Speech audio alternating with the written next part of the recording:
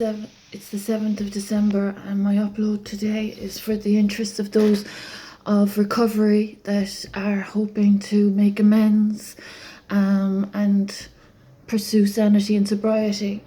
For the past 17 years I've been doing such, and every day I've been making my amends, and it's rewarding, it's fulfilling, and it doesn't just help a person to sleep at night, but it gives the person a clean sheet, a clean bill of health.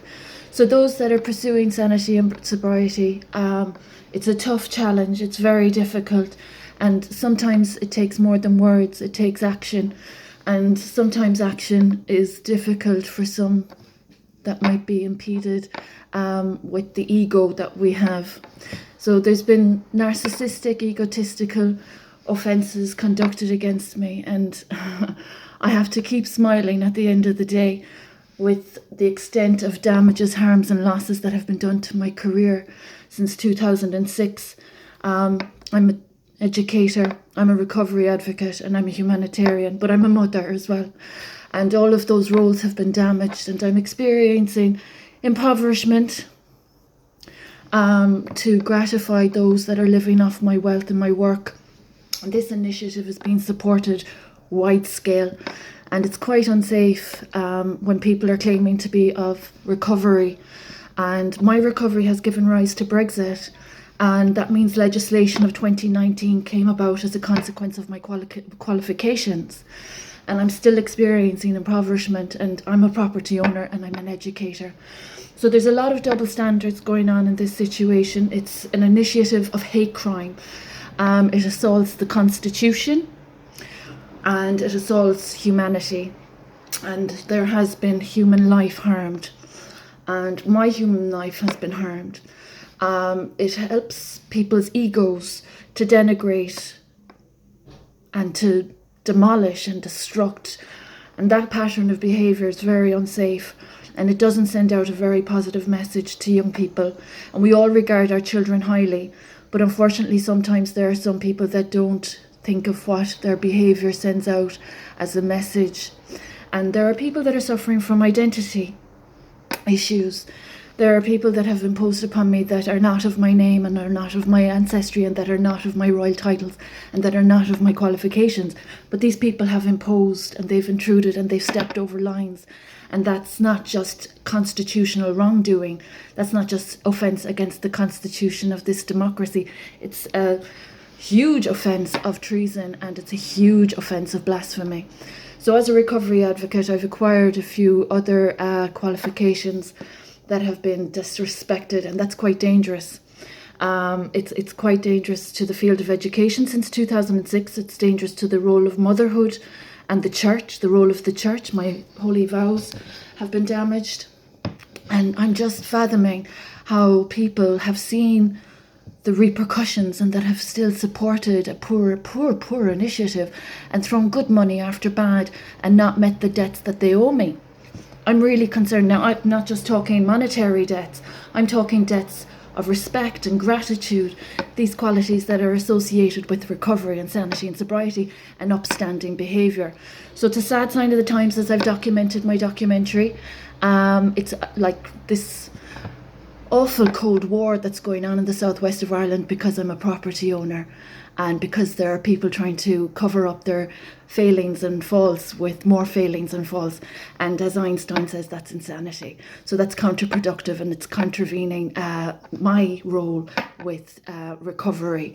And it's not rewarded, it's not commendable, it's not respectful, and it's not sowing the seeds of progress that my humanitarian endeavours had initiated with the changes that have come about in society to address all the fraud and theft, financial fraud and theft that has occurred from my wealth since 2006 and other people's wealth.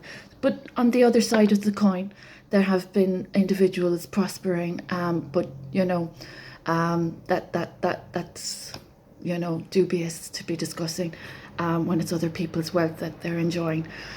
So there's a lot of wrongdoings occurring. Sanity and sobriety is wonderful when people are able to respect the field of psychiatry and psychology and education, etc., appropriately and respectfully. Those that are damaging the democracy's constitution, I have concerns for you. Those that have damaged the recovery principles and that have been breaching anonymity, privacy and confidentiality, I have concerns. There are codes of behaviour, codes of conduct and codes of practice that have not been upheld, and that damages people's duties and functions. So those that are on an upward climb onto my properties without my consent, I hope they're aware that it's all a punishable offence, and my child still hasn't been returned to my care. The Ombudsman are aware since 2017 that I was unlawfully detained, unlawfully arrested. I was seemingly a missing person. My child was perfectly cared for. I'm an independent married adult and qualified educator, and false reporting has damaged the family unit. So those that are of acquisitions from me, we've seen the repercussions already. So I hope everyone's erring on the side of caution, and I hope everyone's on the right side of the law. It's quite sinister what's happened already as a consequence of this initiative against me, and I would hope that people would be learning the lesson of what has happened since 2006. 2006, my identity has been disrespected in the southwest of Ireland by individuals with loose lips and that have been quite disrespectful to the Constitution, which I take exception to. My track record has been slandered and there's been false reporting. And those of mental health, you might remember the role of recovery advocates and this person for the past 17 years before false reporting or defaming my good name. I'm aware of the defamation, and I would appreciate if the relevant bodies would address that defamation. It's quite dangerous to defame a good name, especially a recovery advocate of legislation that hasn't been accredited properly. There's been creative intellectual theft also. So those that are taking credit for my work and living off my wealth, I would hope that those in the positions that have a duty to do what's right, I really hope everyone's making good decisions, because we've already seen the consequence to bad decisions. Covetousness, that's not commendable. So disrespecting the family unit, that's kind of unsafe as well.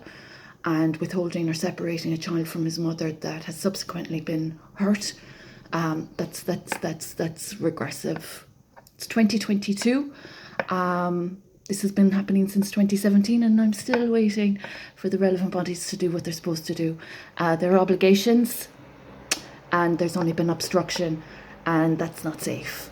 So would those in a position of obligation kindly fulfill their duties? It's disappointing, and I think it throws a very bad light onto the democracy's constitution. So I hope those that see this might see sense, might see the light. It's a beautiful day in the southwest of Ireland, the sun is shining, and I'm smiling simply due to the nonsense I'm confronted with.